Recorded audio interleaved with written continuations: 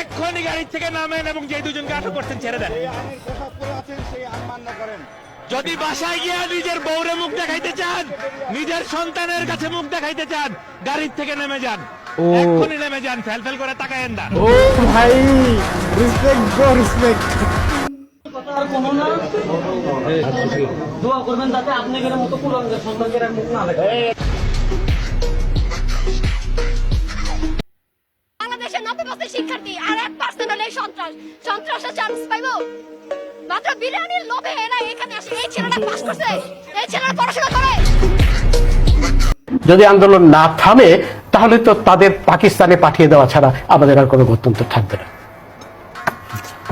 কাদের পাকিস্তান পাঠানো হবে গোলাম মাওলা রনি? যে অবস্থা দাঁড়িয়েছে, পাকিস্তানে আসলে যাওয়া সম্ভব নয়। পাকিস্তানে যাওয়া সম্ভব নয়। ওনার কথা মতো যদি 4 কোটি রাজাকারের বাচ্চা এই বাংলাদেশে থাকে, তো 4 কোটি রাজাকারের বাচ্চা, তার সঙ্গে যদি 4 কোটি রাজাকারের বাপ ধরেন, বাচ্চার বাপ ধরেন, তাহলে তো আরো প্রায় 1 কোটি চলে আসবে, 5 কোটি। তারপরে এই রাজাকারের বাচ্চারা যদি কেউ বিয়ে করে থাকে, বউ থাকে, কারো যদি প্রেমিক থাকে, ওগুলো তো রাজাকার।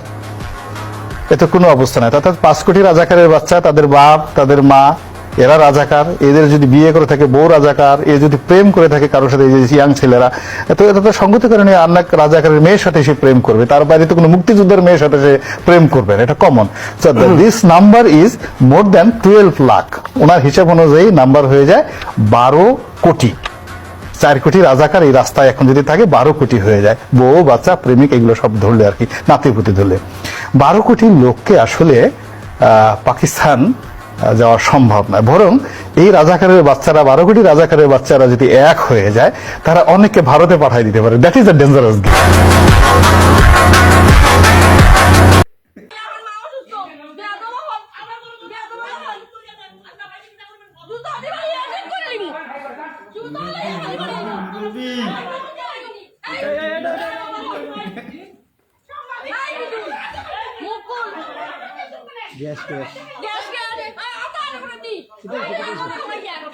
আমরা ভাই টেনশন না, আমরা শুনি না এ করো মাইল আমরা বলি আমার মা অসুস্থ, আমরা ওখানে আমার মা অসুস্থ, আমরা কেস করে যাও তো কি হবে, আমার মা অসুস্থ, পুলিশ এ করো আমায় গেলা তোরা কি এত পুলিশ এটা কি পুলিশ, আমার মা ঘরে অসুস্থ,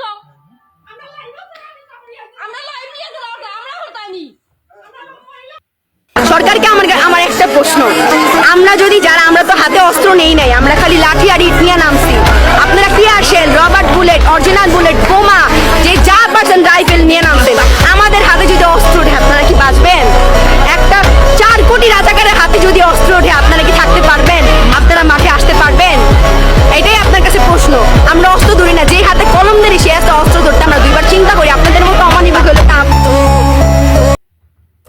এবার এক দফা শেখ হাসিনাকে কবরস্থানে পাঠাতে হবে, এই এক দফা।